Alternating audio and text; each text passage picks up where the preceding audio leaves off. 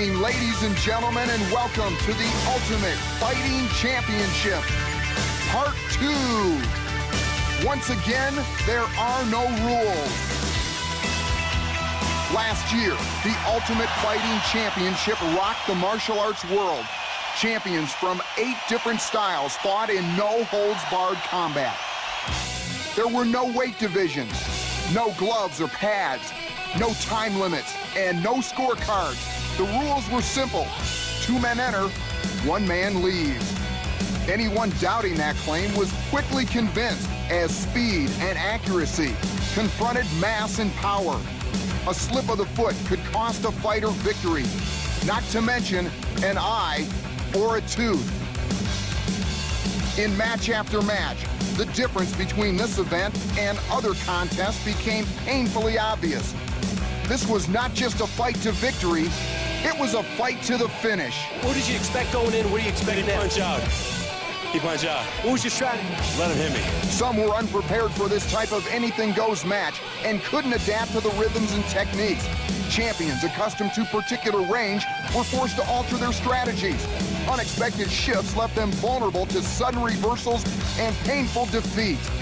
In the Ultimate Fighting Championship, the sharpshooter brought down the giant and then hammered him into submission. Strength did not guarantee success. Like dueling chess masters, the victor was the one who could think 2 moves ahead. I was thinking too much about getting a leg, not enough about worrying about my neck. It looked like you did have supremacy early on, and then suddenly it reversed like lightning. That's the way submission is. There was no room for paper tigers. If a fight goes longer than 1 round, I think there's something wrong with the way that people are fighting. This is real deal. This isn't boxing. After 2 hours of grueling combat, 2 battle-weary masters squared off in the final test. No quarter asked, none given. Combat distilled in its most basic equation, survival or destruction. In the end, it was Brazilian Jiu-Jitsu master Royce Gracie standing triumphant in the center of the ring. And tonight, he returns to defend his title in a battle of 16 world-class martial arts masters. If you thought he had it rough last time, you ain't seen nothing yet. What are you going to do with the money? You want to go to Disneyland? You going to Disneyland? Hello, everyone, and welcome to Mammoth Gardens, right back here in Denver, Colorado for Ultimate Fighting Championship 2 or Part 2. Hi, everyone. I'm Brian Kilmeade, joining you again like I was here in November. This time, I have a chance to sit down and talk to you. For those joining us for the first time, let me just inform you, welcome you officially. And for those here for the second time, let me tell you about some subtle changes this time around. Number 1, instead of 8 fighters, we have 16 fighters. Number 2, there is no 2. Round 2, that is. No round 2, no round 3, no round 4. There wasn't last time. This time, don't wait for a bell. We're just going to have 1 round, going to go right through. And again, as usual, there will be no rules. Joining us once again and joining me, I'm very fortunate to have next to me, and call him a friend, Jim Brown, sitting here in the broadcast booth. Jim, how do you feel about being here the second time around? Well, Brian, I'm very happy to be here. I'm glad to say hello to the audience out there. People are talking about the violence of this particular sport. Yes, it is violent, but you have a lot of action, excitement, and science. If you don't know your skills, don't get out here. If you don't know how to fight on the floor, don't come out here, people.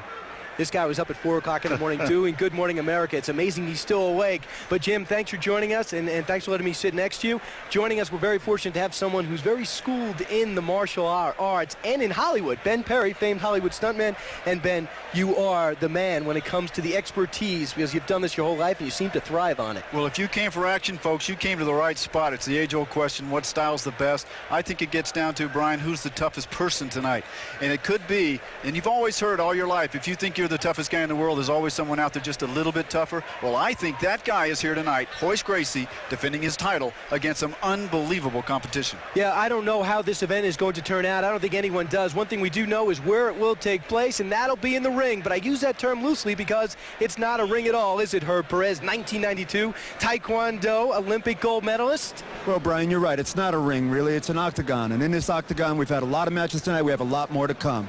The reason we picked an octagon, it's not going to favor any style, anybody, it's going to be fair in here. Also, we made the floor just a bit quicker so that the kickers and punchers will be on equal footing with the grapplers. Thanks, Brian. It's a very unique thing. If you're looking at that octagon and saying, I've never seen anything like it, you're absolutely right. The last time you saw it was back in November. It hasn't been used since. You talk about the first match, the last match we have coming up with the preliminary round, but we saw 7 bouts already. That's why I'm so keyed up. So please excuse me. Let's go over some of the results. You have a karate against an exotic, Doherty against Morris, and you have Scott Morris coming out on top. Scott Morris is the ninja. We didn't know a whole lot on him because he is a ninja, so that speaks for itself. Pat Smith, Ray Wizard, kickboxer against a karate master. Pat Smith, who was here in November, lost his first match. Must have learned something because he advances to face Scott Morris.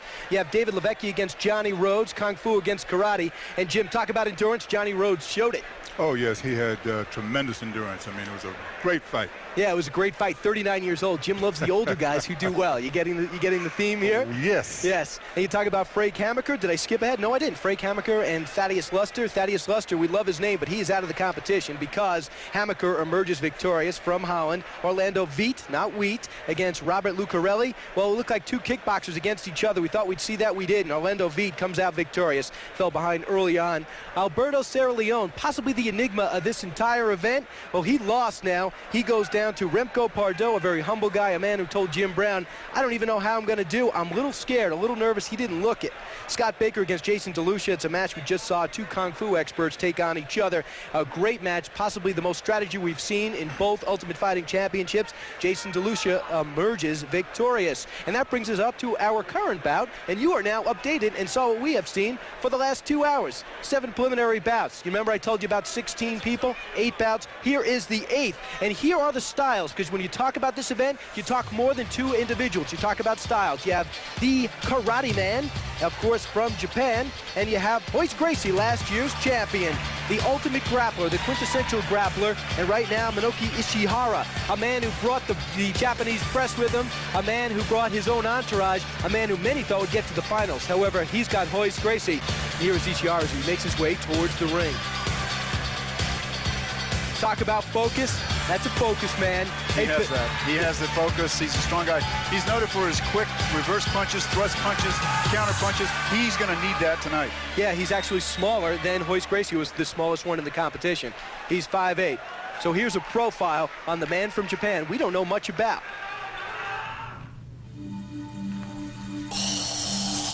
In his hometown of Tokyo, Japan, Minoki Ichihara is a living legend. A second-degree black belt in Karate-do Daeru Juku, Minoki has won more than 60 full-contact fights in his career. At only 5'7" and 178 pounds, he is the smallest competitor in the Ultimate Fighting Championship, but he is not concerned. My body may be small, but my spirit is big. I can win. Minoki says Chinese kung fu movies inspired him as a boy to learn the martial arts. I like those heroes, and I hope to be strong like them. If you ask Minoki why he entered the Ultimate Fighting Championship, he'll give you a very direct answer.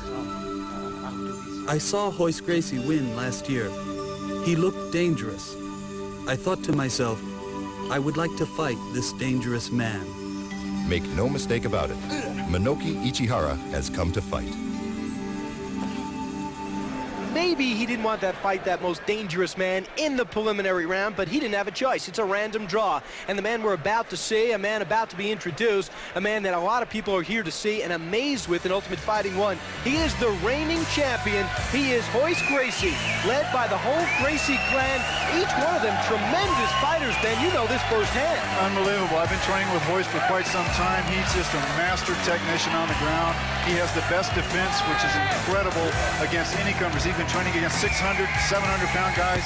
Check this guy out. Yeah, I tell you, this has got a championship feel to it, and it's still a preliminary round. And there he is. And here is Royce Gracie talking about defending his title and why he's here.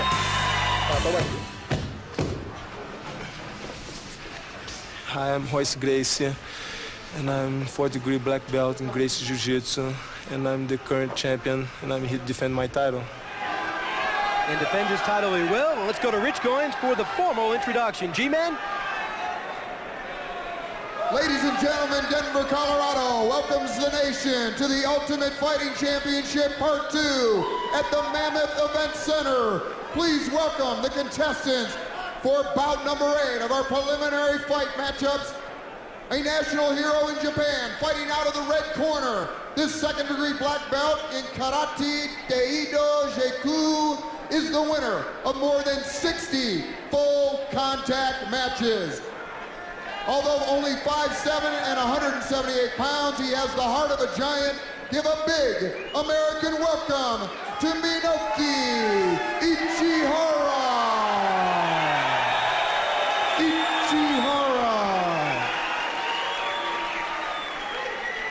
And please welcome back the Rio de Janeiro native, a 4th-degree black master in the art of Brazilian Jiu-Jitsu.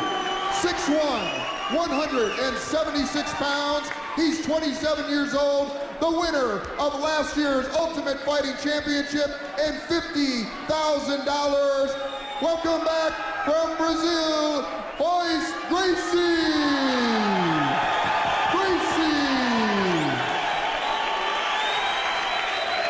Good luck, gentlemen. All right, we're going to go take a look at both fighters right now. They are sizing each other up. Minoki Ichihara, 5'7", 178, a heavy guy, not that tall. Royce Gracie, 6'1", 176, and they're about to engage. Royce is going to want to go to a clinch quickly. He does not want to get hit. And the reverse punches and thrust punches are really strong from Ichihara. Is Ichihara in trouble if he's on the ground? Oh, definitely. Definitely. And he's down. Yes, he's down on the ground. Yes. Watch Royce will take his left leg and go over the top. There it is. He'll get him in a hook position. Now he'll rest. He'll get a good mounted base, and he'll just rest. He'll get his hand over to block that. Jim, this looks familiar? Yes, it does. He may end it up pretty quickly. What he'll do is he will grind this into his face and neck, and Ichihara will release that left hand, just like that. Hey, wait a second. Did we script this for this guy? You think he studies the Gracie Jiu-Jitsu or just lucked out? Sorry, guys. My instructor over there. Sorry about that. How is he playing into his hands? Oh, he'll just keep hitting him until he lets go. Are they harmless punches? Are they hurting punches? Oh, sure. They're right into the ribs. Ichihara will let go. He'll let go. Now he'll palm strike him a little bit to the side. There it is, to the side of the head. How unfamiliar is this to Ichihara, being on the ground, being in an inferior position? I'm not sure. I don't have that data on Ichihara, but right now he's in a very vulnerable position. You just had to be at the press conference when these two were paired up in the preliminary round. You heard the oohs and ahs. Yes, the whole room oohed and awed. The way we understand it, this easily could have been the finals. Yes. Now that's what he's trying to do, is get that elbow just to get over the side. Now he's going to push his head over. Royce will take his left hand and hold the side of his head. He'll just work him over, hopefully. He may go to an arm lock or an arm bar. Royce does not want to win this with an arm lock. Why? He wants to win this with a choke. You mean he cares how he wins? Oh, certainly, certainly. He doesn't want to win this with an arm lock.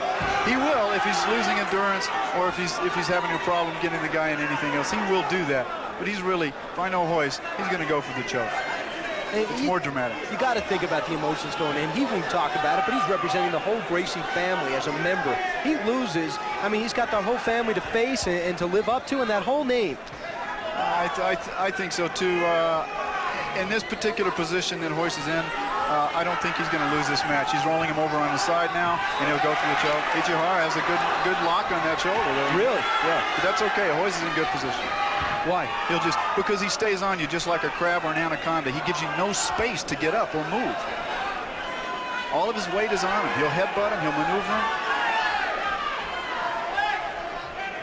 Now you'll see Hickson, Hoyler, Royce, Hoker, all of his brothers are right in front of him. That's the whole jiu-jitsu clan just talking to him right now. I guarantee you, Royce is not using any energy right now, hardly at all. You watch Hickson right there in the guru. He's being blocked right now, but Hickson is the guru. He's the man that Royce looks up to. That's He's correct. the man that really does a lot of training with Royce. That's correct. And after training with Hickson all this time, Royce says anything will be a welcome change. Yeah, one of his quotes. Yeah. See the whole Gracie family there. Yes. That's Horion. They're just on Lord from Horion. And again, it's not Gracie Jiu-Jitsu by mistake. It just isn't a coincidence. They invented this art. They perfected their style of jiu-jitsu. Originally came from Japan. How different is it from anything we've seen in other jiu-jitsu? Slightly, tremendous amount? I personally think tremendously amount because of the finishing holes and how technical they are. And they'll just wear the opponent down and wear the opponent down. Ichihara is in a tough position to be in right now. Is Ichihara expending a lot of energy? Oh, definitely. Definitely. Just laying there. Just laying there. Because not only is he on the bottom, He doesn't want to be on the bottom because Hoist has him in a mounted position, and anytime he tries to roll or get up or move, he exerts all this energy. Hoist is just taking his time. This is a lot longer, Jim, than we remember last time. That's a shot on Hoyler, the smallest of the Gracie. Now also, anytime Ichihara will move or roll or try to get over, Hoist will just go with him on top of him like a little crab. He'll just stay right on top of him. Hoist can crank this up at any minute he wants to. He can dictate this fight. See how he's moving? And Hoist just stays on him just like a crab. Minoki Ishihara says his best punch, his best weapon is the lunge punch. That's not going to help him. Lunge punch is a real strong technique using the reverse hand. If you're standing with your left foot in front and you throw a reverse punch, it would be your right hand coming forward. Real strong technique. And Hoist Ishihara again showing more life. Hoist is really punishing Ichihara right now. Man, you talk about a game face. Hoist has it. He does.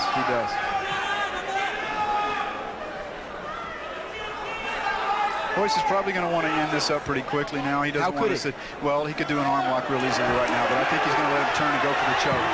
Here it is. He's letting him turn. Yeah.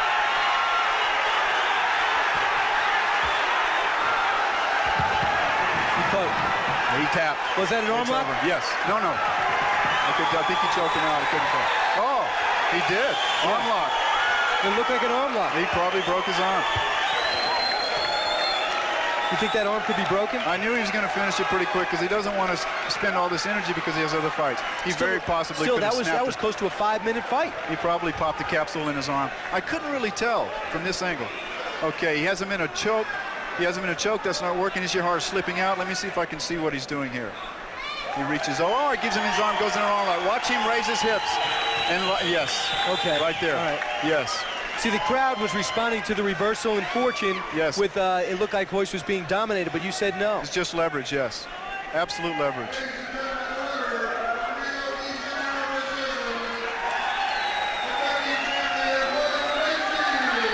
Defending champion defends his title. That's exactly what he did.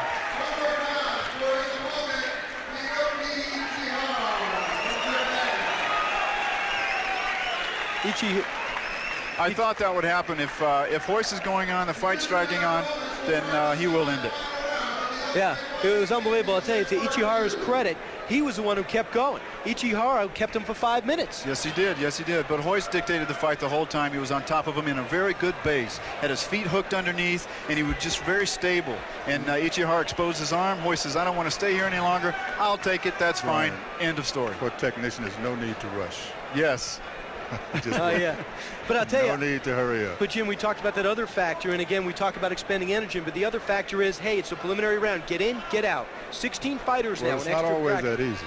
Yeah. Jim's a technician. He rushed for about 5 million yards. What's the deal here? And never did hurry it up. Okay.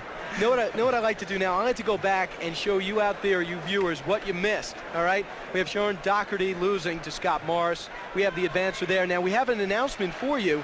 Rhodes Hammaker came out on top. Yes, now, Hammaker will not fight. We understand he's been injured. We're not sure what that injury is, but we do have alternates just in case something like this happened, and that, of course, goes to Fred Edish from Minnesota. We don't know much about him, 5th-degree black belt, and this looks like a Chinese word I've never seen before. Can you pronounce that? Oh, the Shoinryu. You mean the style of Shoinryu, yes. What can you tell us about that? Well, it's a Japanese style, and we don't know much, like we said, about this gentleman, but because he is an alternate, he will not have to face the wrath of being winded from the first fight, so we'll see how that goes. Okay, we talked about this great fight. It lasted close to 12 minutes, possibly even longer. Levecki against Rhodes. And we're going to go take a look at it now. The bigger man suffers a very surprising fate, at least as far as I was concerned. This is the end of the fight. This was a grueling fight. It looks a lot worse than it is, folks. It gets a little grueling here because of the headbutt. Opened up the eye just below the eye, above the cheekbone there. It was bone on bone, and you can see the blood coming out. See, what you have to understand at home is they were in that position for about 10 minutes. 10 minutes, and the endurance of a 6'5", 290-pound man, David Levicki, was really tested, and unfortunately that blow just ended any type of endurance contest. Now we'd like to go to Robert Lucarelli and Orlando Veit, and this was supposed to be a classical kickboxing match. That's what I thought. Jim didn't think that. And No, I did. Did you really? I did. Oh, you didn't. Orlando beat possibly the best conditioned athlete I've ever seen in person. What a specimen. He broke this takedown, broke this hole. That's what ended the fight right there, that knee to the face. And we thought the guy tapped, but he didn't tap in the round kick. Then he comes in and really finishes him off. He realizes the fight's not over. He turns around. This guy is an awesome specimen. Check this out. He comes back. The guy tries to protect himself. Whang, he misses him here. Now watch this crushing elbow to the back. Oh, devastating power.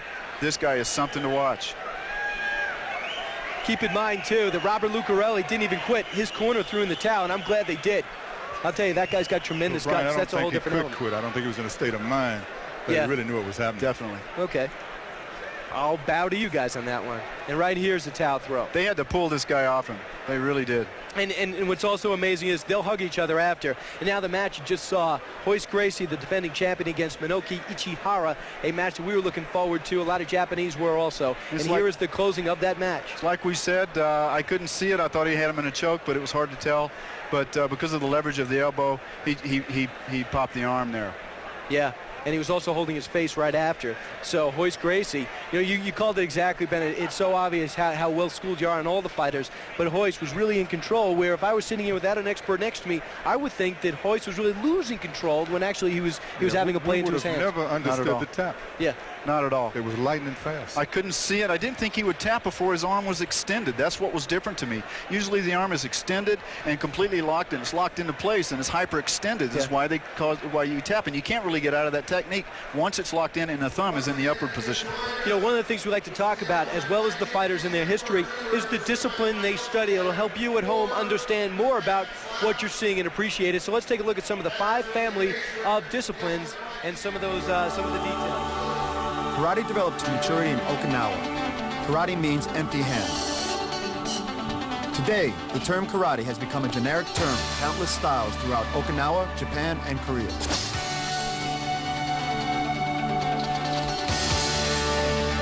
Karate is recognized for its powerful stances and dynamic strikes. Its punches and kicks are delivered on direct, angular lines with explosive force. Designed to be a method of peasant empty-hand defense against a samurai sword, karate taught its students to focus their concentration upon a single attack. One blow, one kill. Boards and bricks, shattered by the karate master, demonstrate the power being unleashed. Easily the most popular fighting art in the world, karate is practiced by millions.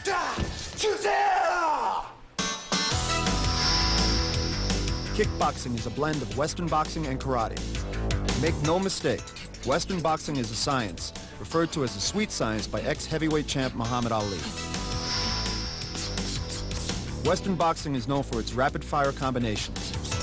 These combinations, in conjunction with elusive footwork, make a deceptively lethal style.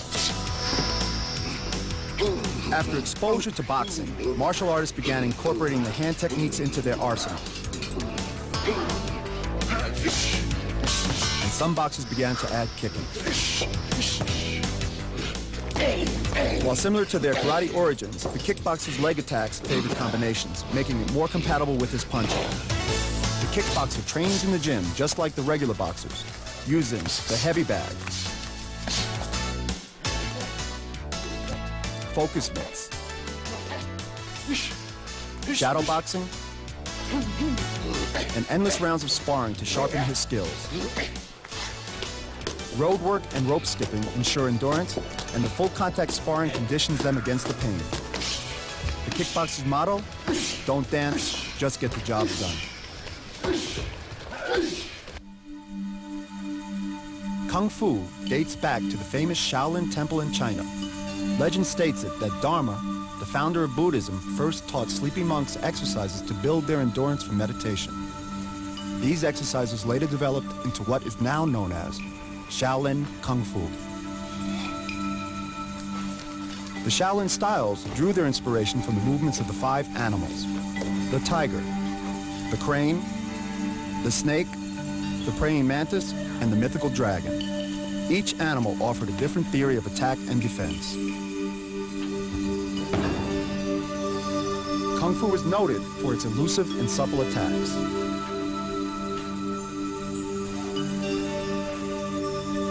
Kung Fu fighter seeks to avoid or deflect an attack rather than squarely blocking it.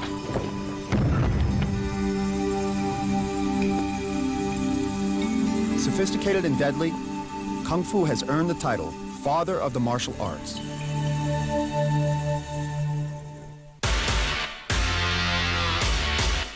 Grappling and wrestling skills appear in the history of nearly every nation.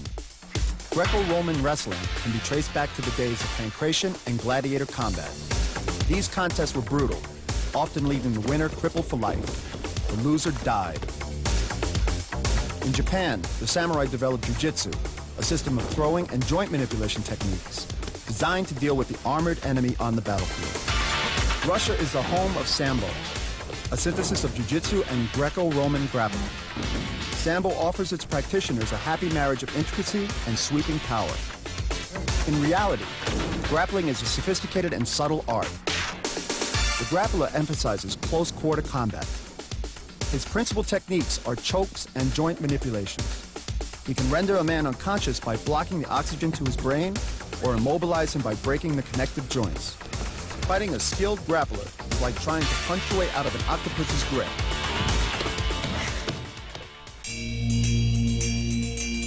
During the period of the shogunate in Japan, political intrigue and espionage played a crucial role among the feudal lords.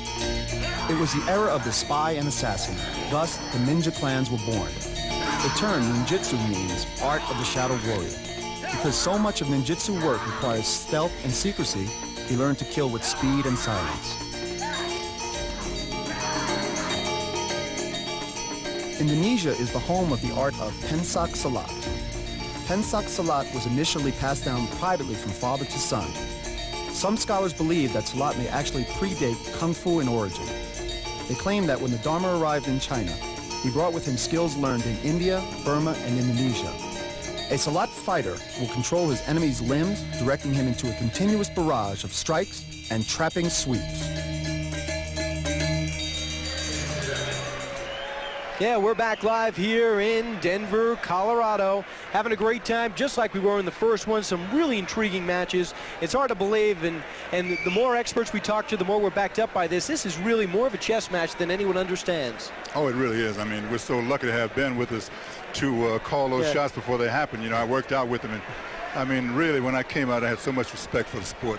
Yeah, you have so much for the sport. I don't know if you caught that before, but Ben anticipated every move that Gracie's made, and I wouldn't be surprised if Ben tries to jump in the ring for Ultimate Fighting 3. Ben, could we? No. I'm subscribing now to a magazine, Magazine, so I'm not going to be doing that. All right, now it's time for a look at the disciplines and the match we're about to see as we move into the quarterfinals. It is kickboxing versus an exotic, and a lot of people don't know what exotic is. You should now. You just got to look at it. How would you define that? Exotics are anything that's not your normal karate system. And right now it's time to look at Scott Morris. Scott Morris won his earlier match, beating Sean Doherty with very little energy. And I'll tell you, Jim, you mentioned this before, the endurance factor. Scott just pumped him right out. Yeah, he's coming in real fresh, real fresh. If he can protect his neck, when they go to the ground, he's a tough guy. He was a lot tougher than I thought he'd be in the first shot. And you got to wonder what was going through his mind early on, because it was his first real match. Yes. And here's Scott talking about advancing in this competition. Hi, I'm Scott Morris, representing Robert Bussey's Warrior International in the Ultimate Fighting Championship, and we came to win. And came to win he did, at least his first match so far. He represents the Robert Bussey. He'll be getting an award possibly a little bit later on. A great man in his own right. And now it's time for Pat Smith, a man who's back for the second time at this event, but for the first time he won, so he advances. Pat Smith is also a professional boxer. We know about Pat. He's been around a long time. As I said before, he's had over 200 and something wins to his career. It's a phenomenal record. And a tough guy, ground grappler, really strong kicker, inside guy, keen with the mind, brought it all tonight. Is it possible to look relaxed when you're going into a fight like this? Because if so, I think Pat is. I think so. After the fights get, the first couple fights, no. But I think as the fights go on, I think they start getting into it. Oh, you really think they can be relaxed? So again, yeah. Here's Pat Smith that came back again. He's determined to win it all, and he talked about that emotion. My name is Patrick Smith, ranked 5th in the world by WKC. Just won the 1993 Heavyweight Sabaki Challenge.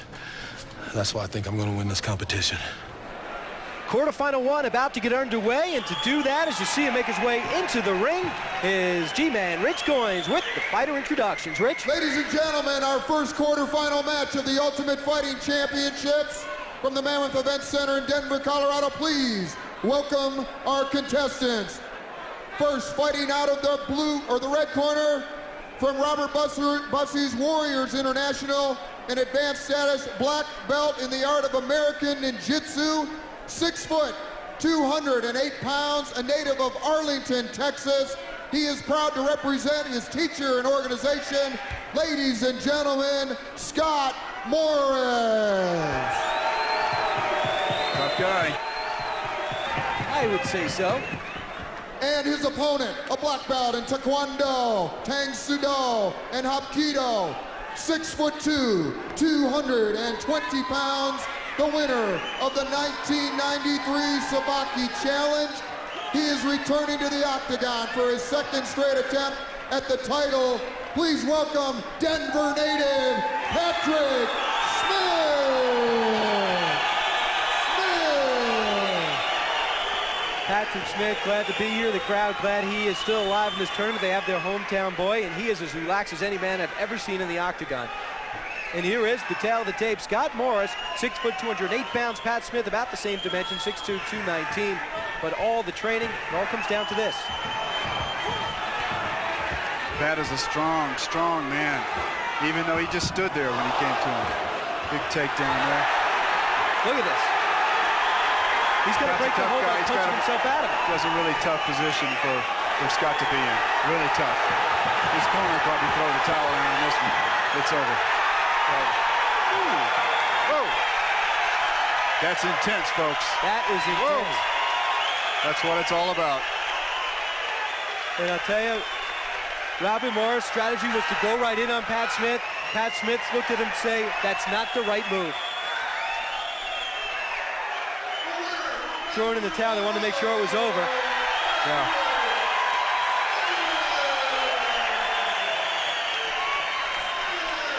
Boy, that was over fast. That was fast and brutal. Really intense. Elbows are the second toughest bones in the body. Look how Pat just stands there. Did not even move. Took all he had to give. Gets him down in a mounted position. Got him up high. He has all the leverage in the world.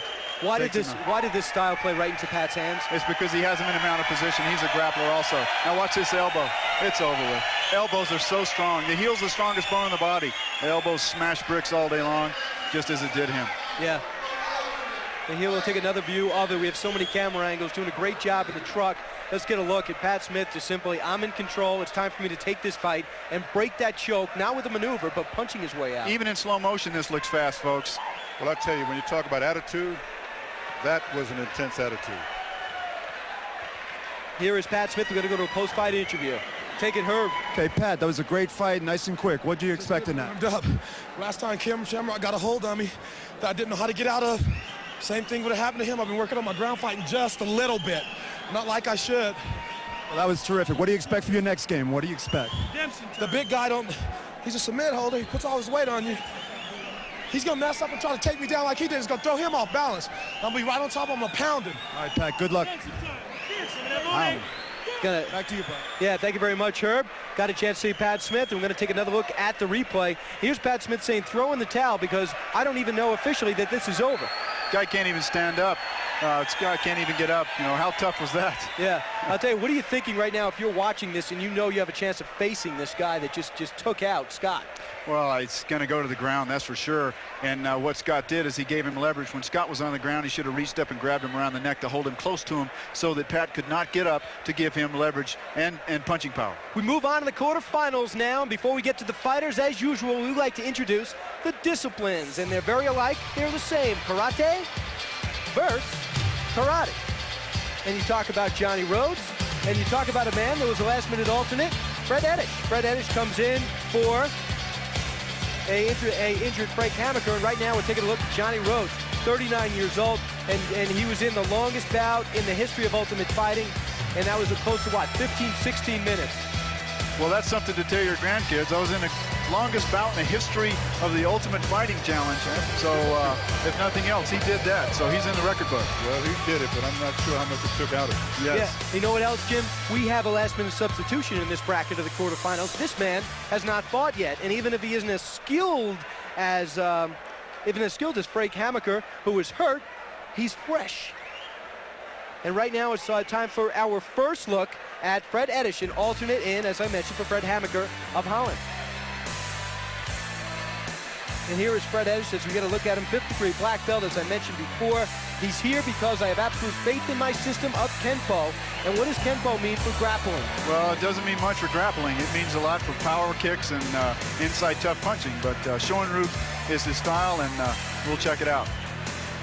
All right, and I'll tell you what, Johnny Rose, what did he show you in the first one, and what did he really prove to you at 39 years old? Well, he's got two things going against him the way I see it. He has the long fight that he was winded on, and he's going against a fresh competitor. However, he does outweigh the guy. Let's just see. I hope he takes it to a good fight here. I hope that the odds aren't too stacked against him. It's time to go to the G-Man in the ring. Ladies and gentlemen, our second quarterfinal match pits two great champions. Give them a warm Denver welcome. Fighting out of the red corner, from Las Vegas, Nevada, 4th degree black belt in Shorin-ryu Karate, the winner of dozens of national karate championships, and the former Nevada State heavyweight kickboxing champion, 6 foot and 210 pound, Johnny Rhodes.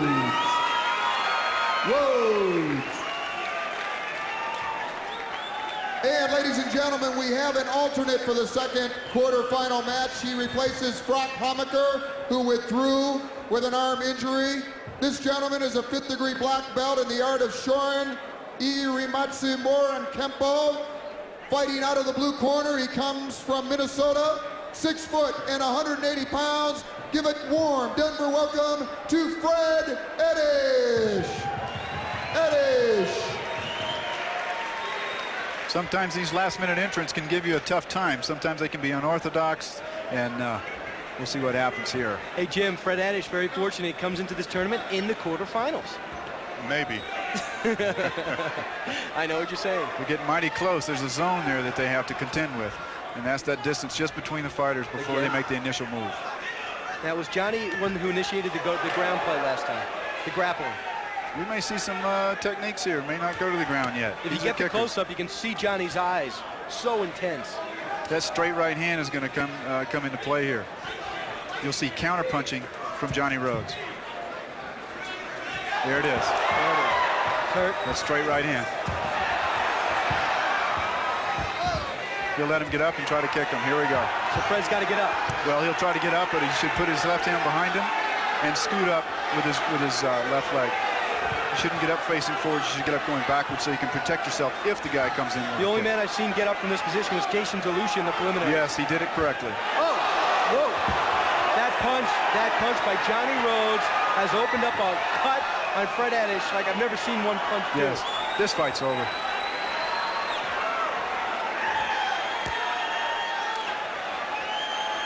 It's a matter of time here. And again, it looks a lot worse than it is. What guts on Fred Edish? He has a cut just above his eye. Still.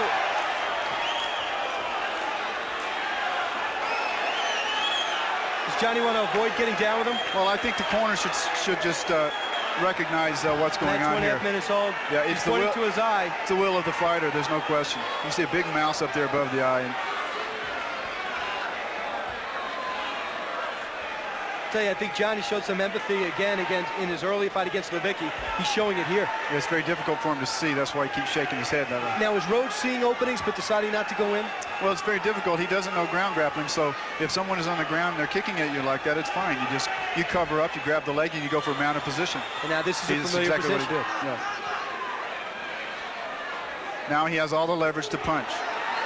If he knew the choke, he'd go for the choke here. He's got his left hand in place. His right arm should just go right behind the head, now to choke him out. Can't say enough about Fred Edish taking this kind of pain. Yes, yes. It's very difficult for him to see. The bad cuts are above the eye. You know, Ben, it's amazing that they would not learn those choke holds. I know, isn't it? It really is. It was right there. Yeah, I agree with you. I mean, I could have. Here he goes. Here, he's got him in the left hand in place. He can choke him out with one arm, by the way. He'll probably tap now because one arm is all it takes. He just has to close that together. And Fred's energy really seems sucked out of this point. Yeah, definitely. And he knocked out his mouthpiece. He's done everything except tap out. Yeah, if he rolls over on his stomach, then it's really going to close that choke into a... How do you get out?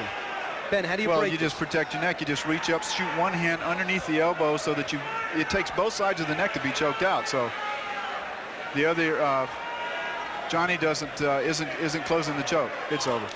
Again, it's over. Johnny Rhodes truly impressing everyone here. That was very impressive. Oh, yeah. That was very impressive to come back after that long fight like that and do what he did. Well, I think it was, but if you look at the size of this gentleman and you deal with the fact that he's a kicker, yes, it really wasn't. Exactly. Much of it. Exactly. Fred Eddish, he comes in as an alternate. He doesn't know what to expect. He's in the quarterfinals against a guy that just crushed a man 6'5", and David, he sits in there. Fred Eddish does to his credit. See, that counterpunching is really tough because as soon as you expose yourself by giving a kick like that, you're leaving yourself open for a counter punch. So all Johnny did is step back when he tried to throw a kick, and then he came with a straight right hand. Now it's just a matter of time. He really hurt this guy. You want to hear from Johnny Rhodes? All right, let's go to Johnny Rhodes right now. Herb. Okay, Johnny, it was a great fight, great fight. The guy wouldn't give up. What'd you think about that? Well, he's a tough guy. There's a lot of great competitors here. You don't want to embarrass yourself. You want to hang in as long as you can. Johnny, you got a lot of spirit. You had a lot of energy out there. What do you anticipate for the future? Well, I'm 39 years old. I've boxed, I've kickboxed, I've done it all. And I wanted to try this. What do you got planned for the next guy, Johnny? Well, Pat's a tough fighter. He has a lot of weapons. But I plan on boxing him. Hopefully, let him get me on the ground. All right, champ. Good luck. We'll see you later. Okay, we're going to throw it to a replay now. Thanks. See you later, Johnny. Johnny Rhodes get a chance to know what he is like as a person, a great guy, and this is the man at his job. Really is. There's no protection, no good defense on the ground here. Johnny actually, if he were schooled in ground grappling and chokes and finishing holds, this fight would have been over a long time ago. Now talk about where the power is coming on those punches. He has all the gravity. Everything's generated from up above. So is that how a boxer would throw it? Yes. Straight punches, straight down. He's winging it there a little bit, but absolutely. And the person on the bottom, if you're squared off, cannot hit you, but you can hit them. Yeah, Fred is just hanging out. He has him in a choke. That one arm has choked him out. He's rolling over. He's going to tap. He's out. That's good. Just like that, he's out. So now Pat Smith and Johnny Rhodes, two brutal fighters, two very tough fighters, and they advance, and they'll face each other in the semifinals. Time to move on now. And we talk about two men who advance to the quarterfinals. We have Orlando Veit against Remco Pardo. And this is kickboxing against, let's take a look at the disciplines. Kickboxing versus grappling. And not only, again, let's re-emphasize, not only are you going in there representing your person, yourself, you're representing your style and your discipline. It's time to go now to Orlando Veit, who's once again, for the second time tonight, making his way through the smoke and making his way through the ring. Now, he didn't have that exhausting of a first fight. No, he didn't. Great fight for him, but he's still a question mark with me. What? Didn't know he saw him 3 minutes. This guy's fun to watch. He is really fun to watch. Talk about technique, power, quickness. He's got it all. All right, here's Orlando. I'm Orlando Veit, Muay Thai boxing world champion. We're gonna have some fun in the Ultimate Championship. See you. Hey. Here's another man back for some fun, advancing to the quarterfinals, Remco Pardo, a grappler. Jiu-jitsu is one of his specialties. Judo is another. This is a big man, 24 years old, and according to Jim Brown, just a big kid. He looks like a big kid. He's much bigger than his opponent, of course. He's also from Holland, so Gerard Gardeau and the guys are with him, bringing him into the ring, and that was a very long fight that he fought earlier, so he's a bit winded too. This may be a very quick fight here. What would you say about getting the first fight out of the way in the preliminary rounds, knowing it's a victory? I would virtually eliminate nerves. Yeah, I don't think that Remco has a chance here. Here's Remco talking about this event.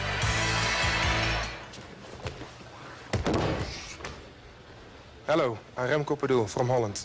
I'm Dutch Open, Open Belgium, Open German, Open Danish, and World Champion in Jiu-Jitsu. I'm competing in this event to get the first prize. Quarterfinals continue. To do that, Rich Goins with the fighter introductions.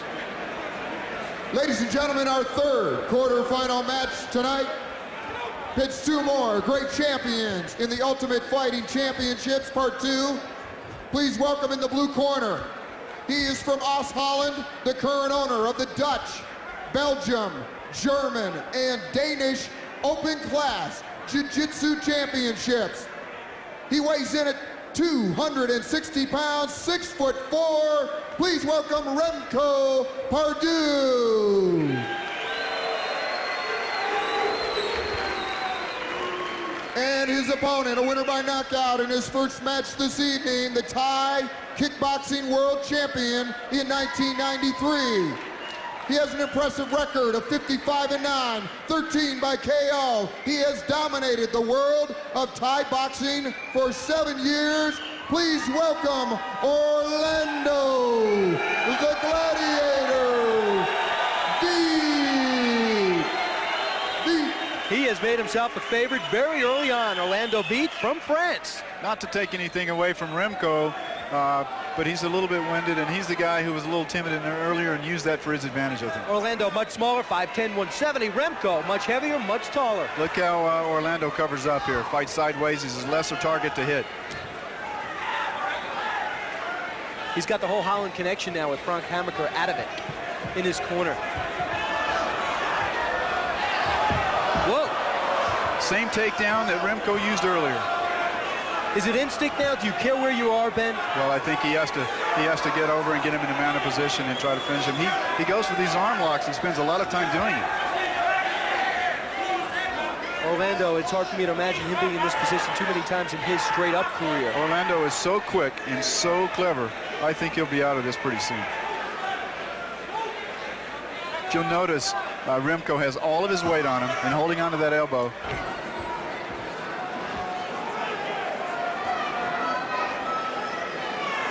He doesn't want to put all of his weight too far over because Orlando can pull him over his body and then get him in a mounted position. He can just swing him over the top. So what does Remco have to do? Remco has to just try to keep the leverage on this side of him. Again, maybe a few elbows. Yeah, he goes for the head. A few things. Orlando is one strong man, though. Is this strength here? Is this strength or is this technique? This is both. This is both. Strong elbows to the head. He's out. He's out. My goodness. And that's it. My goodness. Wow. How was that? Remco unexpected. Advances. What an absolute unexpected win that was. And Remco is as surprised as anyone here, I think. Had all the leverage on that elbow coming down. Oh, yeah. Every bit of it. And had him in a locked position, though he could not move his head. I just think when he took him down, I thought the result of the match, it ended up was over because when you get this guy off his feet, he's somewhat human because he was so dangerous in the preliminary. Guys shatter blocks of ice, tiles, and bricks with their elbows all the time in demonstrations. This was a perfect example of how tight it takes a small space to get that power. Let's go. Let's take a look at the power of this right into elbow. the temple. Watch this. Up it goes, boom. And he has the floor and underneath him. Still holding it. Yes. The second one did it. Yes. Watch this. He'll let go. And the towel comes in from the corner. Oh, geez. How unexpected was that? So Gerard Gordeau in his corner, the man that went to the finals against the Gracies, all beat up. Sees one of his proteges, 24 years old from Holland, advance. Frank Hammaker also in the corner, is hurt, cannot continue. You could see the leverage he was generating with this elbow by the way his body was coming off the ground, his upper body. All right, let's go right now to the winner who advances to the semifinals, Remco. And there's Herb. Remco, we saw you in the gym. You were a monster in the gym, calm. And here you were just as calm till you won. What do you attribute that to? Yeah, I looked for my chance and grabbed him. You took a monster chance and you incapacitated your opponent. Did you expect that? I didn't expect to win. You didn't expect to win? I thought he was a tough guy. Okay, he was a tough guy, but maybe you were a tougher guy. What do you anticipate for your next match? Try to win. Remco, good luck. You did a terrific job. Back to you, Brian. So a man of few words, huh? Yeah, a man of very few words. I didn't expect to win. He said that yesterday. He says, I don't expect to win. I'm very timid and I'm very nervous right now. But he found himself in the right position, and look what happened. Had all the leverage. Unbelievable technique. Yeah, it's unbelievable. So is the technique of the ring card girls, I understand. But right now we're going to move on through the quarterfinals. You have Scott Baker, who lost, Jason DeLucia, and then you have, of course, Royce Gracie, last year's champ. Now it's time for a look at the disciplines before we get to a look at the fighters. So it's Kung Fu takes on grappling. And this is a fight that's been done before. It was about 2 years ago. And the man right now that took on Royce Gracie is making his way into the ring. He's Jason DeLucia. And Jason's coming in through the smoke. He looks so good. And Jim, I think you mentioned off camera what a tactician he was. Yes, I think the fight was a great fight from the standpoint of the arts. Yeah, and he beat Scott Baker to advance. What could he possibly have learned in those 2 years after they went down to the Gracie Academy and fought, where I think Jason didn't last more than 5 minutes, he told us? Well, the more you learn the Gracie style, the more the Gracies continue to learn. So I don't know how he stands a chance. Here's Jason talking about his goals today. Hi, I'm Jason DeLucia. I'm from Bellingham, Massachusetts. I'm a red sash in the Chinese Kung Fu 5-animal system, and I'm here to test myself in the Ultimate Fighting Championship. And believe me, test himself he will against Royce Gracie, who's making his way into the ring with the whole Gracie clan. Keep in mind, these people all have just fought. And right now we go to the ring, to the smoke, for Royce Gracie and the whole Gracie family as they make their way into the ring, all of which seem as though they're all ready to fight. Royce has not planned anything different for this fight opposed to any other fight. He has a strategy. He sticks to his strategy, his game plan, ground grappling. He's an absolute master. He can choke you out, put you to sleep faster than your grandmother can say once upon a time. You know, all the Gracies have said they really respect Jason and what he's accomplished so far. They love his attitude. They love his willingness to learn other arts. That means that they're going to get him out of there quick, huh? I guess so. And there's his dad, the man. There's a ring announcer. Ladies and gentlemen, our final quarter match of the evening. At the Ultimate Fighting Championships Part 2, please welcome our two combatants out of the red corner. 5'11", 190 pounds. He is a holder of the red sash in 5-animal Kung Fu. He is the winner of 22 bare-knuckle matches from Bellingham, Massachusetts, Jason DeLucia.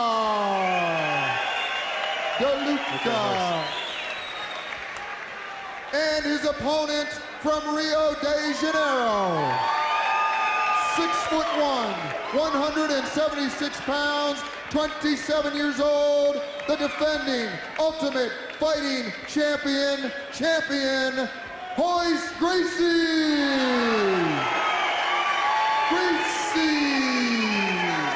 What comes to mind when I watch Royce is the way he tries to stare down his opponent. He just stares and he freezes. He's like a big cat. Big cat. Jason again. Royce is used to this, a little bit bigger, 5'11", 190. Royce 6'1", 176, kind of slender. Jason knew this would happen. Royce puts all of his weight on him, goes down into, and now Jason is in Royce's guard, it's called. What does that mean? Royce has his legs wrapped around him. That's called in the guard. So now all Royce will do is slide out from his right side. He'll scoot out on the back, and he'll roll out on the side. He's just scooting now on the other side, you can see. Jason has focused all his energy on beating Gracie. He knew he'd face him. Yes. I don't know about the quarterfinals. Yes. He's got him in this. This is indicative of the earlier match. Tries to roll him over in his position here. Watch. Look how Royce's head is very close to Jason's head. It seems that Gracie's have predictions of moves, 2 or 3 moves ahead. Yes, they do. And if this doesn't work, they'll go to something else. It's a calculated thing. I have to ask you something that still amazed me. Couldn't that gi be used against you? Couldn't it be pulled over your head, reminiscent of a hockey fight? It can, but usually if it's pulled over your head, you can recover from it fairly quickly. What do we see? He's already saying he had an arm lock. He'll break his arm. He's going to snap his arm. He did, too. Is that broken? Yeah, I think he did. That was quick. Doesn't matter. If you're on the bottom, they love being on the bottom. It does not matter. It fooled you once again, didn't it, Brian? Yeah, I'll tell you, the acrobatics there was as acrobatic as I've seen all the Gracies. That was about how long a match was that? You thought you were looking at something. Yeah, I really thought I was seeing a reversal. I think so was the crowd. No. Can't wrestle with a snake. And here comes a replay. And here, tell me where I first get taken in. Watch this. He shoves him over, which isn't good. It doesn't matter. Whatever you do, it's not good. So look at his legs on his arm. Now he just uses that leverage on the bottom, and he stretches, hyperextends it. He's trying to tap tapping out? while he's standing up. Why? Because his arm is about to break.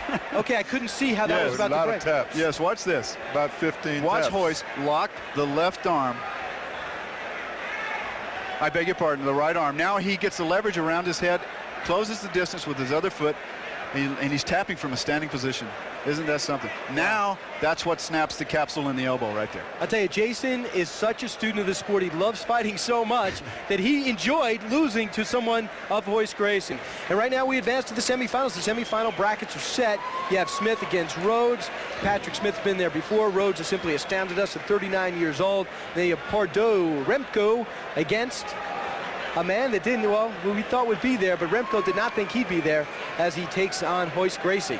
So those are the brackets for the semifinals, and this moves right through. Hard to believe a short time ago we had 16 fighters involved. It's going very quickly. However, there were some long fights, and I think the guys who've been in there the longest time are going to pay the price. Yeah, I think they're going to be paying the price. Again, another element to factor into this. They don't come back next week. They don't come back tomorrow. They come back tonight. So after they win, the trick is to win, and to win as easy as possible.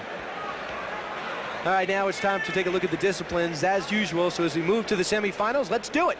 Let's take a look at the disciplines and as they oppose each other. Karate will face some kickboxing. Patrick Smith against Johnny Rhodes. And right now it's Patrick Smith making his way to the octagon for the second time tonight and third time overall. Patrick Smith, I think it's too narrow of a focus to call him a kickboxer, isn't it, Ted? Definitely. He's a very all-around fighter now. Very guy. He brought everything tonight. He's a complete champion. There's not much to say about him. You've seen him here display his talent. Yeah, he's definitely got a air about him. He's definitely got a charisma about him. So you believe Smith is going to win? I'm not making any predictions. I'm not in the prediction. I will. Are you? I am. I'll tell you, Johnny Rhodes, if he's not tired, he's not human. If he wins, he is not human. Time to get a better look at Patrick Smith. Patrick Smith is often called the uncrowned king of kickboxing. With over 200 full-contact victories to his credit, the title is well-deserved. He is the 1993 Sabaki Challenge heavyweight champ. A native of Denver, Colorado, Patrick enters the octagon tonight as a hometown favorite.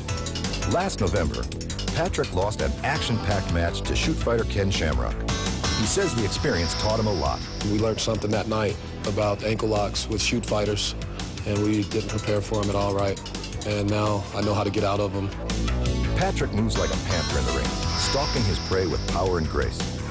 With Patrick Smith in the octagon, anything can happen. And anything might happen, anything will happen, because Johnny Rhodes has won 2 matches to advance to here. It's hard to find a weakness in this man, and he comes into the ring for the 3rd time, and I think it's within 45 minutes. And what could be going through his mind? How long was that first match? Was that 15 minutes, the first match? I think it was very impressive. I don't know where he got that second win, but I think he surprised us in his second fight. Longest match in the history of the Ultimate Champion. Unbelievable. Yeah. He came back very impressive. You know, and you talk about Johnny Rhodes, you talk about a guy that does have that killer instinct because he does know how to win. He's a great guy, he's a true sportsman, but he wants to win. And right now it's time to go to Rich Goins so we can start this semifinal. Ladies and gentlemen, our first semifinal match of the evening in the Ultimate Fighting Championships, Part 2. Please welcome the competitors. First in the blue corner from Las Vegas, Nevada, a 4th-degree black belt in Shorin-ji Ryu Karate, the winner of dozens of national karate championships, and the former Nevada State heavyweight kickboxing champion, 6 foot, 210-pound Johnny Rhodes.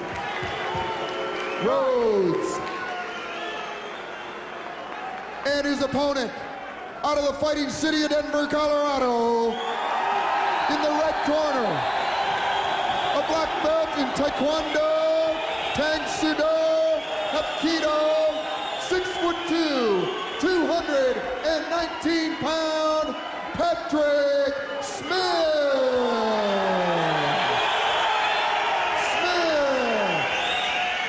He's pumped coming off that last fight. Yeah, he is coming up that last fight. And I wonder what Johnny Rose is thinking. He saw how brutal and how relentless Patrick Smith was. It's going to be tough.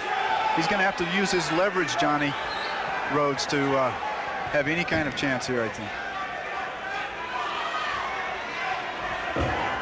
I don't think at this point Patrick Smith thinks he can be beaten.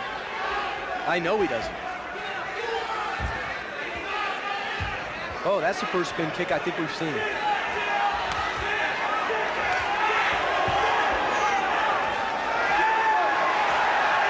That counter right hand that hurt the other person. Keep in mind, when it comes to boxing, Pat Smith is a pro boxer. He's undefeated as a pro boxer. Hard to imagine, isn't it? Johnny has a good right hand going for him, too. And watch how Johnny throws that lead round kick, and then Patrick just lifts his leg in defense. And this is the closest to a boxing match we've seen. Yes, it is.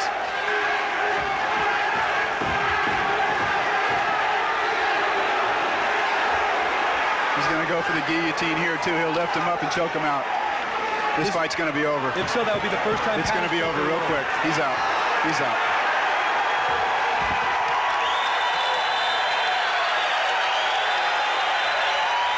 A little cocky. Smith wins in 45 seconds. A man that fought over 25 minutes tonight looks so invincible. Patrick Smith makes it look easy. He did it right. He did it right. How he lifted him up when he had the elbow, the blade of the elbow underneath the neck and lifted him up in the guillotine. It's a deadly technique. A lot of confidence. Jim, what about the element of confidence, and when can it hurt you? When can it be overconfidence? When you get with Gracie. I tell you, I'm going to look up overconfidence in the dictionary. I'm going to be curious to see what's there. Jim's picture, I think. Yeah. My man. Gotta go. I'm going to take a replay of this. Pat Smith's so dangerous. He's unpredictable. I don't know how he's going to win, but we just are pretty convinced he wins. Johnny Rhodes goes right into this position by tucking so low right there. And Pat, excuse me. So how many Pat times? did this earlier. Yeah. I'll tell you what, we've gone through what, a jug of water here? How much have we been talking? I feel like we've been fighting ourselves. Right there, you see the submission chokehold right before he went on. I didn't know it could be done with the foot. He tapped out with the foot. Yes, he did. Yes, he did. You'll tap out with anything. Right there, tries. He misses the headbutt. And he'll go in and lock him up. The best time and the best place to tap is on the person who's applying the choke. Because if you tap on the ground, they can't see you. So you want to tap on that person. I'll tap on everything. Now it's time to take a look at a man and get to meet a man and talk about how he feels about going to the finals for the first time at Ultimate Fighting 2. And let's go to Herb, who's with Patrick Smith. Hi, we're here with Patrick. Patrick, that was a terrific fight. All your fights have been short. Why is that? Easy opponents. Is it because you got the number one shoot fighter to beat me last time? That's good. That's right. But you got the crowd behind you here. You're a hometown favorite. You intend redemption. I got to redeem myself from last time. Took the number one shoot fighter to beat me. He got me an ankle lock. I didn't know how to get out. This is what I thought I was really best at, is stand-up aggression. Now I'm getting good at ground fighting and choke, standing up. No one can really take me down yet. The one guy tried to take me down. I stopped before the ref even told me. Well, it seems like you're doing it upstairs. You're doing it downstairs. You're on the mat. You're upstairs. You're downstairs. So now you got your next match. What do you think about that? I'm ready to get it over with. I'm ready. I'm still energized. I'm in excellent shape. Thanks to Shane, Jimmy, and Omar. They've been running with me, getting me prepared. I've been boxing a lot in Vegas. For all y'all in Vegas, what's up? Come be back up there next month. I will keep that crowd going, and good luck in your next match. Yeah, he'll come back to another replay and see why he's so confident that he would excel in this tournament, because he's so dangerous so many different ways. Watch how this blade goes underneath the neck. He uses his leverage. He just stands up and leans back. How do you break that, Ben? It's very difficult. The first thing you have to do is reach up underneath, grab that arm that's choking you, and put your weight on. Okay, tell Johnny that. Is he still in the arena? Johnny right now is wondering why there's a date on sour cream. There are too many things to learn for a fight like this. You know what I mean? You don't do it overnight. Yeah, this is years and years of perfected talent. Years, absolutely. Definitely. I really want to give credit. I really want to give credit to Johnny Rose, because he entertained us all and he shocked many, many people by his endurance and his great showing at 39 years old. I agree with you, Brian. Yeah, right now a shot of the ring girls who have been entertaining the crowd, keeping everyone busy in between bouts as we come to you live around the nation. Time for the next semifinal, and let's go to the disciplines first. This will feature grappling, a discipline of grappling we've seen quite a lot, very successfully, I imagine. Grappling takes on grappling. Fighters most likely are very comfortable on their backs. And right now it's time to go to Remco Pardue. And let's go to Remco's preparing to walk through the smoke for the third time tonight with his whole Dutch entourage. They're all here. He really surprised us last time when he beat Orlando Feet. Unbelievable technique that he used. With the reverse psychologist saying that he thought he was going to lose. Correct. That is something new. Yeah, you know, but you said it. You thought he was the only honest guy here. And right now he's going to be honest in this fight. Yes, he is. If he says. Yes, he is. What? Yeah, I mean, he's got to be satisfied to that he got here at all. He's only going to improve. Just 24 years old. Now it's time to take a look at a man that's won this event before. He won Ultimate Fighting 1. His name is Royce Gracie.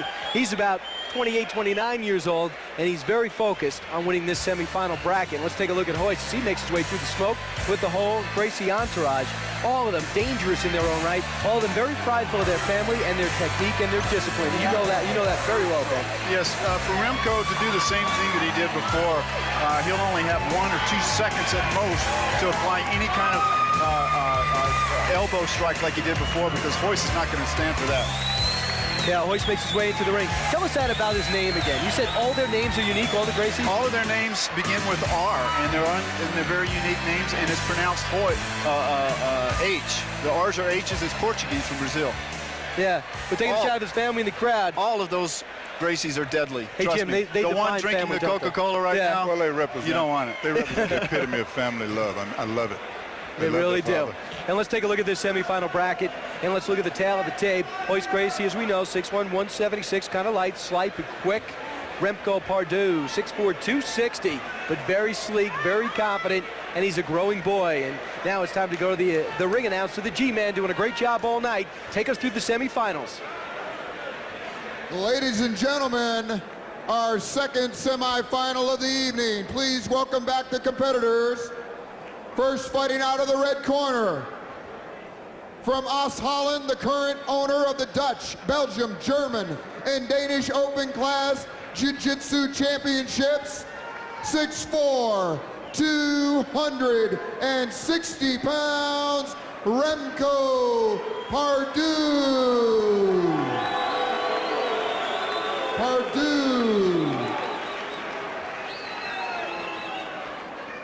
And please welcome back, once again, out of the blue corner, the defending Ultimate Fighting champion from Rio de Janeiro, a master in the art of Brazilian Jiu-Jitsu, 6'1", 176-pound, Royce Gracie. That's Royce's look. Yeah, as the Gracies get more acclimated into the American culture and people learn more about him, I look for them to take a much easier path towards fame. Because this guy, that face, I mean, this guy should be in the movies, Jim. Oh, he is in the movies. Yeah. Oh, this is very real. I think Royce will try to end this quickly because of the altitude. He doesn't want a long fight. And if Remco exposes his arm as he did in the other 2 fights, I think it's going to... Why look at the eyes? Why do the eyes give away what he'll do? Because he doesn't want him to think that he's going to shoot low, so he keeps everything high. He'll fake high with his hands. He'll raise his hands above. Watch. Just a second, he'll just lift his hands up. He'll go up a little bit higher, and then he'll shoot. He'll take him down just like that. He puts all of his weight on him so that Remco tires out. He's just sitting down. Well? He's just sitting down right now. He'll hook him, he'll take him down. Is Remco resisting well? Yes, he is. Yes, he is. It's just a matter of time. He'll go for the choke right away. He'll get his left hand out. He's going to pry it out. And if he grabs his hand, see his left hand, he goes over the back. Remco should tuck his chin in here to keep that. Now, Royce can choke him out with his gi. He can choke him out with his gi right here. See, Royce has his gi, he has him by the gi. Yeah. He can choke him out just like this. And keep in mind, both these fighters are reasonably fresh. He has the gi. Royce doesn't see that the gi is on the chin. Oh, he doesn't. He's got to pull his head up. Who? Royce he's looking now. He has to pull Remco's head up to get the gi underneath the chin. And how can the gi do that? Just work as a weapon? Oh, absolutely. But he still doesn't know. He still doesn't see it. How's Remco doing? Remco's fine. I think I don't know unless the pain here, unless he gets enough of it around. He looks like he's in tremendous pain. Yeah, he's tapped out. He's tapped out. And the Gracies, Royce Gracie's in the finals one more time. Yes, sir. What a final. Pat Smith, never have planned it this Royce way. Gracie, I'll tell you, Remco has nothing to be ashamed about. He did tremendous. Unbelievable. And a man just entered the ring to soothe Remco that lost to Gracie in the finals. He looks like there's words. Oh, he said, come back. Yes. Okay. Remco said that would be the biggest fear, is running into Hoist. It's what he was most nervous about. And I know that Hoist wasn't making sense to him. He had the pressure. Any man would have gone down. He just didn't see it hooked over his chin. And Hoist kept looking around. He still couldn't see because his chin was tight. That was about your 1,000th great observation, Ben. Yeah, he's had a great night as well. Yes, sir, my man. Hey, let's take a look at the replay. Just tapping out. It's over. And you were saying that, Ben, you didn't think the lock was in securely? Well, I knew the arm lock was. The arm was not secure around the neck, so I knew when he was reaching for the gi, because he kept tucking his chin, that was how he was going to choke him out, because they will choke you out with the gi each time. Okay. Jim knows that. And yeah, this is what I'm talking about. It's unbelievable. Yes. All week long, they respect each other, they get to know each other, and then at the end, they make sure to greet each other. You know, Remco is going to go home a very proud man. To get as far as he did tonight against these competitors is unbelievable. Now I believe Hoist when he says that fight, the size doesn't matter. It has nothing to do with winning and losing. His theory. He rode him like an elephant, man. Yes, he did. Yes, he did. He also says their theory, the Gracie theory is if you're in a swimming pool, Jim, how much do you weigh? About 250. That's big man. I weigh 148. If we're in a swimming pool at the same time, we're the same size. That's their theory on the ground. How big would I be in the swimming pool? Big man. Pretty big. Oh, yeah, you'd be big. I'd be big? Big man. Yeah. Jim, we'll talk about that later. Yeah. Patrick Smith against Hoist Gracie. That'll be our final matchup, Jim. And let's look at the path that both took to get to the finals. And that shot at $60,000. First, Patrick Smith. It's actually his second fight. He takes on Scott Morris right here. Scott Morris, who looked so effective early on, took out Sean Doherty. Right there, Patrick Smith wins his quarterfinal match. He beat Ray Wizard to advance past the preliminaries. Patrick Smith just oozing out confidence. And did it in a brutal fashion, possibly the most brutal fight we've seen tonight. That second elbow is what took him out. And don't you think Johnny Rhodes has seen that? Johnny Rhodes, after two brutal bouts, gets into the semifinals. Here it is. And it's over. What's this called? It's called a guillotine. And it's all leveraged, blade underneath the neck. This could really, really hurt you. And what is proving to me is Patrick Smith can beat you so many different ways. I haven't seen him on the ground yet. He's a tough guy. He's really come a long way, like I said.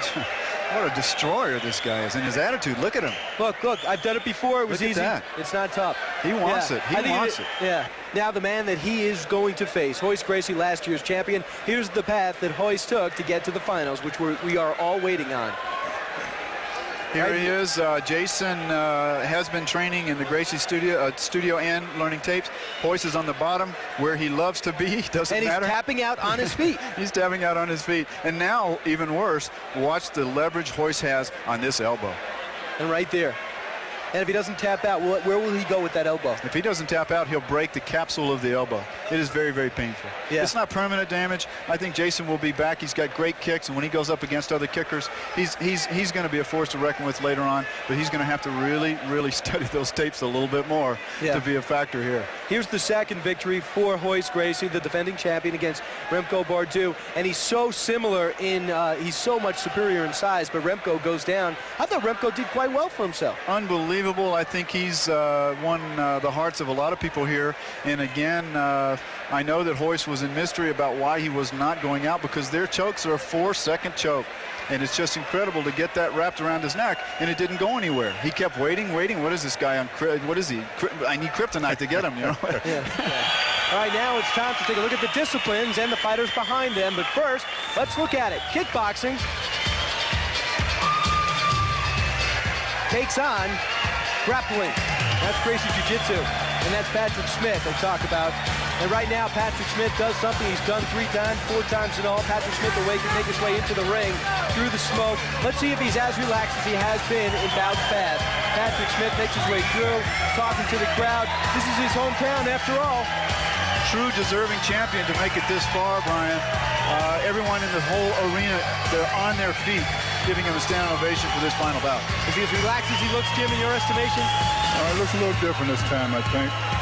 I think he's going to be all business. Patrick Smith has gotten it home quite well. Got a great future in so many different aspects, so many different arts, so many different disciplines. He'll make his way into the ring and take out a guy who didn't get an opportunity to face him in UFC 1, and that is Royce Gracie. He not only fights Royce Gracie, he fights Gracie Jiu-Jitsu. And it should be very interesting because I have not seen Pat on his back. I have not seen him grapple yet, but he says that he's done a lot of work in that area, and he certainly will be tested right now. Patrick Smith makes his way in, talks to his corner, gets some final thoughts, but it's really too late now. That's a finished package. There are several people who picked Patrick Smith to make it to the final. Ken Shamrock being one. Ken's a true champion. What a great guy. Ken actually has he's a comic strip character in Japan. So is he really? Yeah. And here's a guy that is a real-life character here. He's making his way into the ring. In front of him is the whole Gracie family. He is Royce Gracie, the defending champion, and he's going to get his chance to defend his title right now. This will be his 4th match tonight. And he takes on Patrick Smith, a man, as I mentioned, he has not faced. His concentration is quite evident. His family's concentration is quite evident. Patrick Smith just taking water on in the corner. He knows he's facing the champion. He knows he's facing something he's never seen. Even though Royce has spent more time tonight in the ring, he exerts less energy than Patrick has. Have they looked at the films, guys? Does he know what Patrick Smith will do?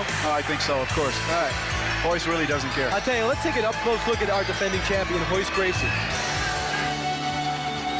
When Royce Gracie steps into the octagon, he brings 65 years of tradition with him.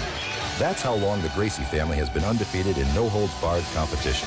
All my brothers practice, and my father, we all practice this all our lives. This is part of our life. A native of Rio de Janeiro, Brazil, he is a 4th-degree black belt in the art of Brazilian Jiu-Jitsu.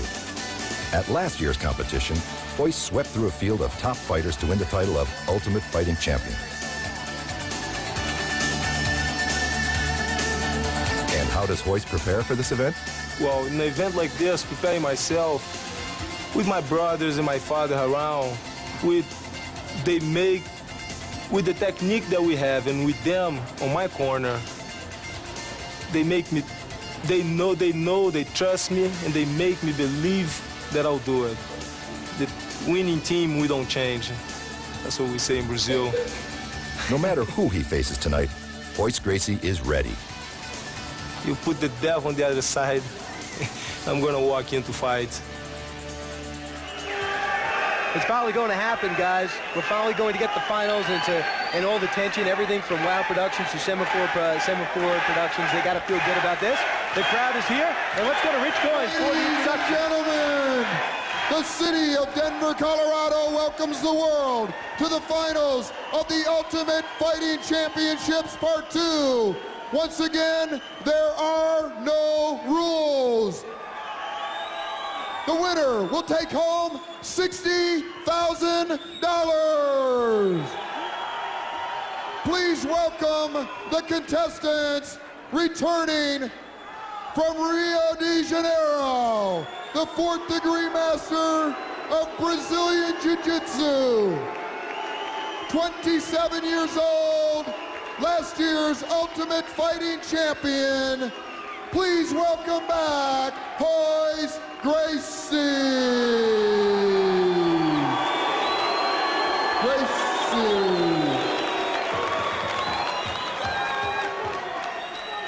And his opponent, a black belt in Taekwondo, Tang Sudo, Hapkido, 6'2", 220 pounds, from the fighting city of Denver, Colorado,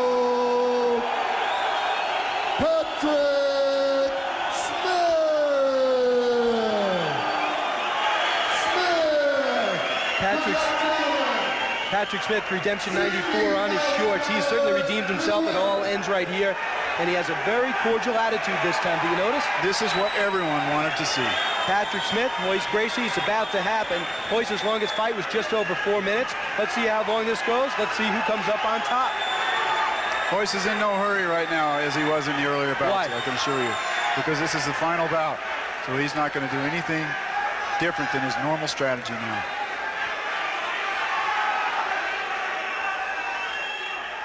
I think Patrick will probably try to kick, try to knee, and be very careful to go to the ground. This is what Hoist wants. Now Hoist will stand to the side so Patrick cannot knee him in the groin. Watch this. He cannot do it. Hoist will now try to get unlocked from that right leg of Patrick. Patrick has him locked in that leg. That doesn't matter. Hoist will try to unlock this. You see him doing that now. Well, he's trying to push. He did. Now he's in a mounted position. It's just a matter of time. He will palm strike him. Patrick will turn over. Hoist will go to a choke. Patrick's looking at, he's looking at the referee. This is where Hoist wants to be. His head is very close. So Patrick has not been on the ground all night. This is not a good position for Patrick to be in. How does Patrick get out of this, Ben? It's very different. He has to hook his foot on Hoist's foot and then turn him over. He's taking a pounding. Yes, he is. This is, the towel is in already. Patrick will not like this. He will not like this. Hoist is the ruler. He is the greatest champion on the planet right now. Yes, he did accept it. Unbelievable. Those blows were devastating. He is the Ultimate Fighting Champion. 2 consecutive times, 2 events. They both really respect each other. Absolutely. That beautiful. Is a wonderful sight. Yes, it is. And I'll tell you, I think Patrick, I didn't see the Gracies cut anybody since they've been there. Watch the Gracies come in and congratulate Patrick Smith. Watch this. Look at this. They're all champions. They're all wonderful human beings. That's a wonderful sight. It was 1 minute 13 seconds. It was the second longest match for Gracie tonight. Just because it was only that short does not mean they were not the Ultimate Champions fighting against each other. Hey. That's why. And there's Hoist. He's $60,000 richer.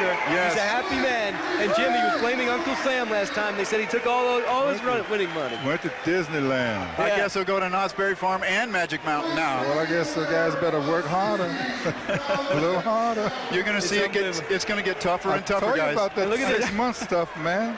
6 months could not deal with a lifetime of training, 65 years. The Gracie family. That's absolutely true, Jim. Unbelievable. Hoist has a small cut over his eye. I guess it's not going to bother him much tonight. He has a lot of celebrating to do. It was incredible, and I'll tell you, he's much more confident. The whole family is in the ring. They knew it was a much tougher journey this time. It really was. It was a wonderful tournament. Hey, Brian, when you're good, you don't have to be violent. The technique almost takes the violence out of it. That's absolutely Jim, that's right. a great point. Every one of Hoist's opponents tonight, we're not putting any serious injury. Yes. That says a lot for his style.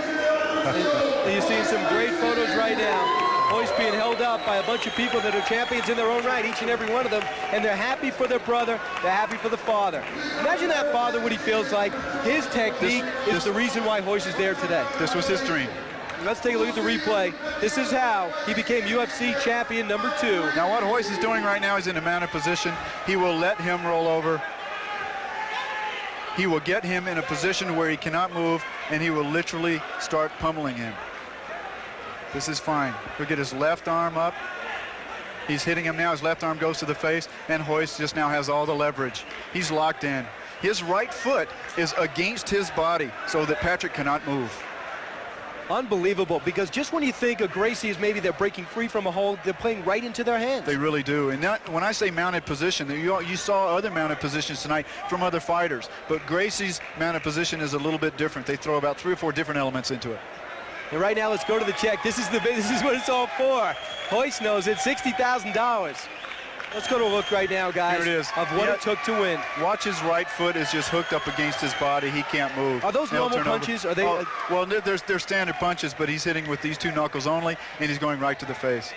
Towel comes in, they stop the fight. It was a wise move. He would have choked him out. And it was good because Patrick Smith in the last one complained after he lost to Ken Shamrock. The ankle lock knocked him out. He got up and wanted off of Ken Shamrock, this time more of a sportsman. No one likes to lose to a footlock. And let's go to Herb Perez with the champion, Hoist Gracie. Hoist, it was a wonderful match. You did a terrific job again. You did it twice. You're the ultimate warrior once again, the ultimate champion. What do you think about that? Excuse me? What do you think about that? You're the ultimate champion once again. I'll be back to do it again September.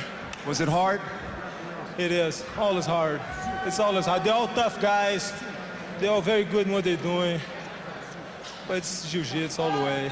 Did you do anything different this time to prepare for your match? Was there any special training? Were you worried about anyone? This is my special train over here. Those guys are. Those guys over here. special training. So once again, Gracie Jiu-Jitsu has won the Ultimate Fighting Championship for the second time. Do you think you'll have any more difficulty with the next one? We'll see. Can't wait. Last time you said you're going to Disneyland. Where are you going this time? I'm gonna go skiing. I'm gonna go rest a little bit and get ready for the next one. Seems like you got a lot of people to buy dinner for. The next ones, I hope they have some more tough guys, more good guys that claim to be tough out there, and I want them to show up. Being here was mean tough. You see a lot of guys in the magazine saying they're toughs, but they don't show up on the ring. Once again, I think you've proved that you are the ultimate champion. You've beaten everybody. Anybody that would come here, you've beaten. And it looks like you're going to do it from now until forever. Congratulations on a wonderful championship. I'll be doing this until them take my place. So. When they get their turn, I'll retire. Yeah, I'll tell you, I've had a great time tonight, and so many people who don't get seen behind the scenes did such a tremendous job sweating in the truck, although they do get catered food. They had a great time and worked so hard. As much as Royce was a champion tonight, everyone that made this possible, including the audience here, were champions in their own right. Well, I enjoyed working with both of you. Thank you, guys. I enjoyed you, Jim, Brian. It was a wonderful night, powerful deal. I'm glad. For everyone for WOW, for everyone from Semaphore, I'm Brian Kilmeade, Jim Brown, Ben. I hope we can hang out tonight and forever, and possibly even in Japan again. Looking forward to it. Have a great night, everyone, and thanks for tuning in to the Ultimate Fighting Championship 2, the sequel. There'll be another. Congratulations, Royce.